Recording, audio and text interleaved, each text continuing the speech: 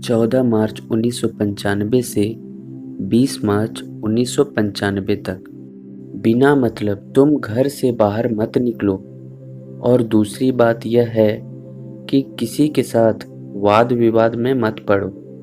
हिंदू मुसलमान छोटे बड़े सब एक दूसरे का साथ दो और प्यार मोहब्बत से रहो। आगे समय बहुत ही खराब आ रहा है। तुम इस बार मेहनत कर दो, फिर आगे तो ताज है। दूल्हे के सिर पर सेहरा तो एक ही बार रखा जाता है। जो दूसरों की निंदा और आलोचना करते हैं वे भजन नहीं कर सकते। महात्माओं ने कहा है, निंदा करने से पाप कर्म चढ़ते हैं। जिसकी निंदा की जाती है वो हल्का हो जाता है। निंदक अपने लिए नरक का दरवाजा खोल देता है। सत्संगी जब अपने अंतर में तारामंडल, सूर्य, चांद और दैविक मंडलों में देवी देवताओं को देखता है, उनसे बातें करता है, तो इन सब बातों को किसी से कहना नहीं चाहिए। उसे केवल गुरु को ही बताना चाहिए। गुरु का यही आदेश है। 14 नवंबर 1995 से 20 नवंबर 1995 तक फकीर ही खुदा की जाति की तस्वीर है। वे खुदा से मिले हुए होते हैं। उनकी दया मेहर हो जाए तो एक क्षण में कुछ का कुछ हो सकता है। जो शक्तियाँ ऊपर के मंडलों से इस पृथ्वी पर आई हैं वो अब मैदान में उतरने वाली हैं। उनका काम होगा अधर्मियों का विनाश करना और धर्म की स्थापना करना।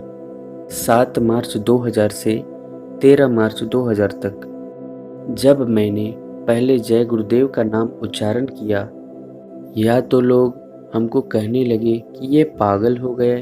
पागल तो वो खुद थे।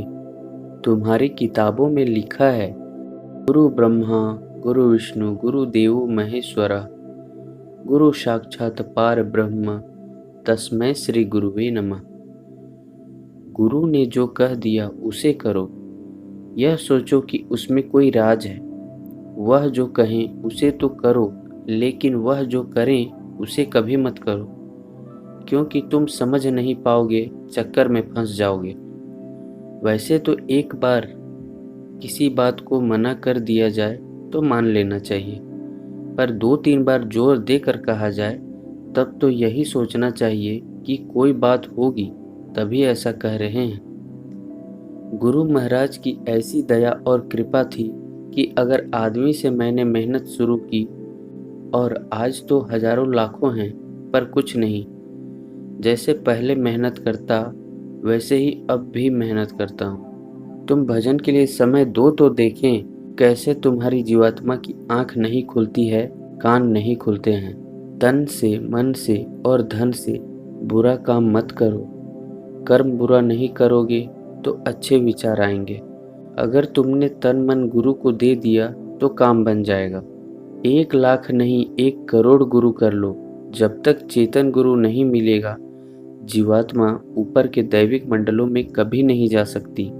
महात्मा छोटे बनकर सबको उठाते हैं, बड़ा बनकर कोई भी जीवों को नहीं उठा सकता। महात्माओं की वजह से सब मामला रुका पड़ा है, यह हम आपको बता देते हैं, नहीं तो अब तक कुछ का कुछ हो गया होता। सच्चा अमृत काया के अंदर है, जिसमें स्नान करने से जीव जन्म मरण से मुक्त होता है। ईश्वर धाम से ऊपर और ब्रह्म धाम से भी ऊपर मानसरोवर है, जहाँ रूहें नहाती हैं। करोड़ों सूर्यों का प्रकाश वहाँ के प्रकाश के सामने कुछ नहीं। इस नर देही में वहाँ का अक्स पड़ता है। दोनों आँखों तक पिंड है और यहाँ तक कि 6 चक्र हैं। जो मुक्ति प्रदान करने वाला नाम है वह इन 6 चक्रों में नहीं है। पहले चक्र यानी मूल चक्र गुदा चक्र में गणेश जी बैठे हैं। ये सबसे नीचे के देवता हैं। इससे आगे इंद्रिय चक्र में ब्रह्मा जी हैं। फिर नाभि चक्र में विष्णु जी हैं।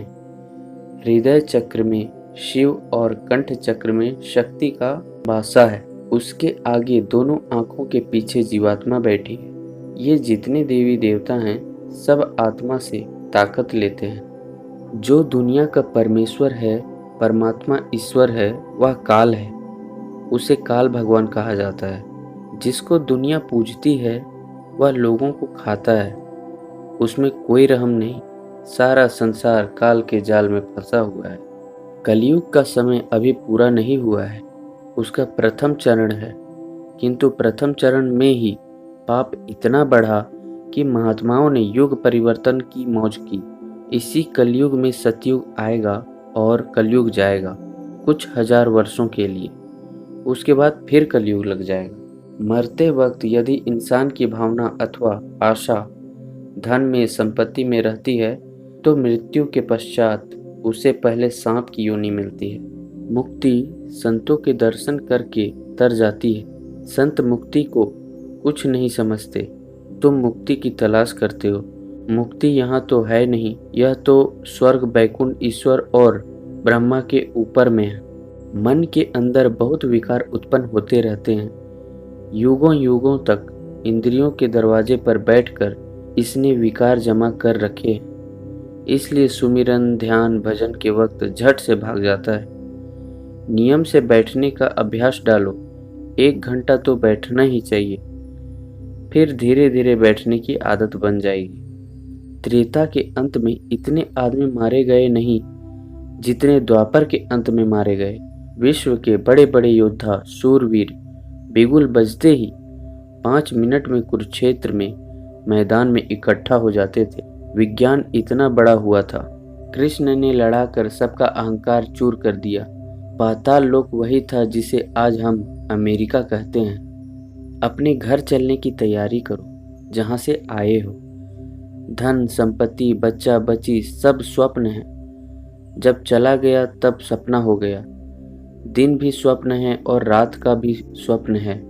पति पत्नी का संबंध है, कोई 20 साल तक फिर संबंध छूट गया तो सब स्वप्नवत है। अपनी मंजिल तय करो। मंजिल का मतलब मुकाम।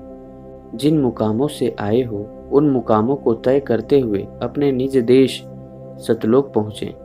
सत्संगियों को अपने मन की निरख परख करते रहना चाहिए कि कितना असर सत्संग का मन पर हुआ, कितना भजन ध्यान में मन रुका। इससे मन की चाल का पता लगता है। शाकाहारी रहना। कोई भी ऐसा नशा मत करना कि बुद्धि पागल हो जाए। अधिक मिलना जुलना कम करो। तुम जानते नहीं हो कि एक दूसरे के कर्मों का बोझ कैसे ट्रांसफर होता है। मिलने जुलने का बोझ आता है, इसे साधक जानते हैं। कभी किया कभी भजन नहीं किया, यह आदत मत बनाओ। करोगे तो दया मिलेगी। अंतर का दरवाजा खुलने तक काम हो जाएगा। 60 साल के बाद भजन नहीं हो सकता। शरीर जर्जर होने लगता है। वैसे कोई कोई जिसे लगन लगी रहती है वह कर सकता है, मगर कोई कोई जिसे तड़प हो जाए। जैसे ही तुम माला लेकर बैठते हो कि मन भाग जाता है, तो फिर सुमिरन कौन करेगा।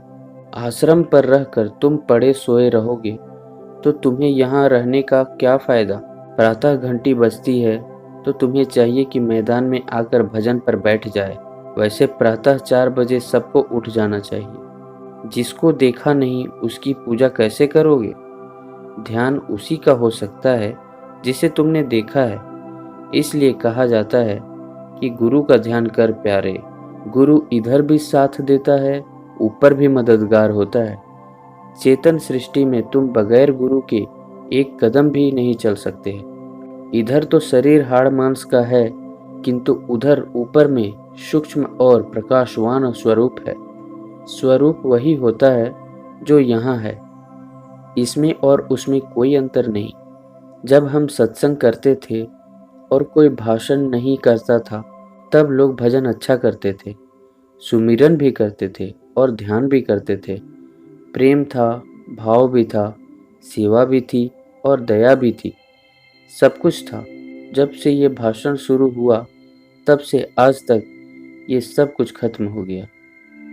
जय गुरुदेव।